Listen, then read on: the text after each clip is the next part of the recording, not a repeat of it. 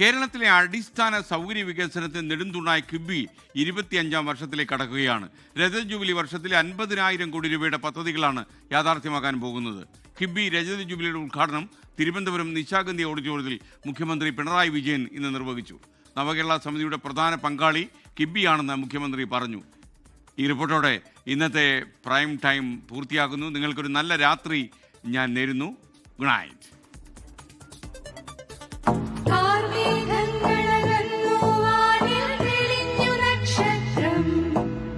പുതിയൊരു വികസന സങ്കല്പത്തിൻ വിവാദ നക്ഷത്രം, സുതാര്യ നക്ഷത്രം, കേരള വികാസ നക്ഷത്രം. 1999 നവംബർ 11-നാണ് കിഫ്ബിയുടെ പ്രാരംഭ രൂപം നിലവിൽ വന്നതെങ്കിലും 2016ഓടെയാണ് അടിസ്ഥാന സൗകര്യ മേഖലയിൽ കിഫ്ബി സജീവമായത്. 50,000 കോടിയുടെ പദ്ധതികൾ ലക്ഷ്യമിട്ട് തുടങ്ങിയ വികസന പ്രവർത്തനങ്ങൾ 9 വർഷം കൊണ്ട് 90,562 കോടിയിലെത്തി. 1,190 പദ്ധതികളിൽ 21,881 കോടിയുടെ പദ്ധതികൾ പൂർത്തിയായി. കിഫ്ബി രജത ജൂബിലി ആഘോഷം തിരുവനന്തപുരം നിശാഗന്ധി ഓഡിറ്റോറിയത്തിൽ മുഖ്യമന്ത്രി പിണറായി വിജയൻ ഉദ്ഘാടനം ചെയ്തു.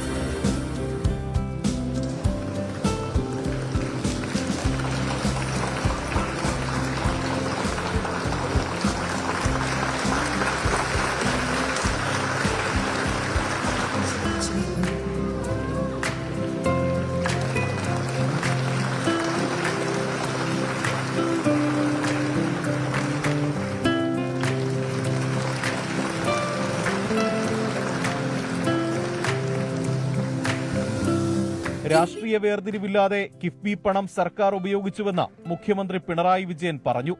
നവകേരള നിർമ്മിതിയുടെ പ്രധാന പങ്കാളിയായി കിഫ്ബിയെ കൊണ്ടുപോകുമെന്നും മുഖ്യമന്ത്രി. അസാധ്യം എന്നൊന്നില്ല. കാരണം നമ്മുടെ നാടിന്റെ ഒരുമയും ഐക്യവും അസാധ്യമെന്ന് കാണുന്ന ഏതിനെയും അതിജീവിക്കാൻ നമ്മളെ പ്രാപ്തമാക്കിയിട്ടുണ്ട്. ഒരുപാട് ഉദാഹരണങ്ങൾ നമ്മുടെ മുന്നിലുണ്ട്. ആ ഉദാഹരണങ്ങളിലേക്കൊന്നും ഞാൻ പോകുന്നില്ല. ഇനിയും അത് തന്നെ നമുക്ക് നടപ്പാക്കാം. എല്ലാവരും ഒരുമയോടെ ഐക്യത്തോടെ ഇതിന്റെ കൂടെ ഉണ്ടാകണം എന്ന് മാത്രം അഭ്യർത്ഥിച്ചുകൊണ്ട് നവകേരള നിർമ്മിതിയുടെ ഏറ്റവും വലിയ ഒരു പങ്കാളിയായി കിഫ്ബിയെ നമുക്ക് കൂടെ കൊണ്ടുപോകാം. ഭാവിയിൽ സംസ്ഥാനത്തിനുണ്ടാകുന്ന വരുമാനം മുൻനിർത്തി പുറത്തുനിന്നുള്ള ധനസമാഹരണത്തിലൂടെ അടിസ്ഥാന സൗകര്യ വികസന പദ്ധതികൾ പൂർത്തിയാക്കാനാണ് കിഫ്ബി ലക്ഷ്യമിട്ടത്. മലർപ്പൊടിക്കാരന്റെ സ്വപ്നമെന്ന് പറഞ്ഞ് ആക്ഷേപിച്ചവർക്ക് മുന്നിൽ കിഫ്ബി അഭിമാന പദ്ധതിയായി മാറിയെന്ന് ധനമന്ത്രി KN ബാലഗോപാൽ. കിഫ്ബി എന്ന് പറയുന്നത് മലർപ്പൊടിക്കാരന്റെ സ്വപ്നമാണ്, നടക്കാൻ പോകാത്ത കാര്യമാണ് എന്ന് പറഞ്ഞ് ധാരാളം ആക്രമണങ്ങൾ കേട്ടിട്ടുമുണ്ട്. ഇതിനെ തകർക്കാൻ ശ്രമിക്കുന്ന തരത്തിലേക്കുള്ള ശ്രമങ്ങളും വന്നിട്ടുണ്ട്. പക്ഷേ അതിനെല്ലാം നേരിട്ട് ഇത് കേരളത്തിൻ്റെ വികസന കാര്യങ്ങളിൽ ഏറ്റവും പ്രധാനപ്പെട്ട ബാക്ക് ബോണായി മാറുന്ന ഒരു നിക്ഷേപ സഹായിയായ സംവിധാനമാണ് ഇന്നിപ്പോൾ എല്ലാവരും അംഗീകരിക്കുന്നത്. ആകെ കിഫ്ബി ഇപ്പോൾ ചെലവാക്കിയിട്ടുള്ള പണത്തിൻ്റെ 4/1 ഒന്നാം പിണറായി സർക്കാരും 4/3 രണ്ടാം പിണറായി സർക്കാരുമാണ് ചെലവാക്കിയത് എന്നുള്ളത് കൊണ്ട് വീണ്ടും ഒരു സർക്കാരിന് തുടർച്ചയുണ്ടാവുമെങ്കിൽ ഇതിനേക്കാളും എത്രയോ കൂടുതൽ ചെലവാക്കാൻ കഴിയും, ഇത് പൂർത്തീകരിക്കാൻ കഴിയുമെന്ന സാധ്യത കൂടി ഞാൻ പറയുകയാണത്. സാധ്യതയാണ്, വേണ്ടതാണ്. എന്നാൽ മാത്രമാണ് ഇക്കാര്യങ്ങൾ ചെയ്യാൻ പറ്റുക. ചടങ്ങിൽ കിഫ്ബി CEO KM എബ്രഹാം നവകേരള ദർശനവും കിഫ്ബിയും എന്ന വിഷയത്തിൽ റിപ്പോർട്ട് അവതരിപ്പിച്ചു. പ്രതിസന്ധി ഘട്ടത്തിൽ ഊർജം നൽകിയത് മുഖ്യമന്ത്രിയെന്ന് KM എബ്രഹാം. പ്രതിസന്ധി ഉടലെടുത്തപ്പോൾ ബഹുമാനപ്പെട്ട മുഖ്യമന്ത്രിയോട് കുറച്ച് കിഫ്ബി പദ്ധതികൾ ഘട്ടം ഘട്ടമായി പുനഃക്രമീകരിക്കട്ടെ എന്ന് ഞാൻ ചോദിച്ചു. ബാക്കിയുള്ളത് ബഡ്ജറ്റിലേക്ക് തിരിച്ചയക്കട്ടെ എന്ന് ഞാൻ ചോദിച്ചു. സധൈര്യം മുന്നോട്ട് പോകണം എന്നാണ് ബഹുമാനപ്പെട്ട മുഖ്യമന്ത്രി വ്യക്തമായ ആഹ്വാനം. ഒരു പുനർചിന്തനവും ഒരു തിരിഞ്ഞുപോക്കും വേണ്ട, മുൻപോട്ട് പോകുക എന്നുള്ള ശക്തമായ ആഹ്വാനം. കിഫ്ബിയെ സംരക്ഷിക്കുകയും പ്രതിരോധിക്കുകയും ചെയ്യുക എന്ന ആ വലിയ ദൗത്യം ധൈര്യത്തോടെ നിർവഹിച്ചത് ബഹുമാനപ്പെട്ട ധനമന്ത്രി ശ്രീ ബാലഗോപാലാണ്. കിഫ്ബി വഴി ഇനി വൻ പദ്ധതികളാണ് വരാനിരിക്കുന്നത്.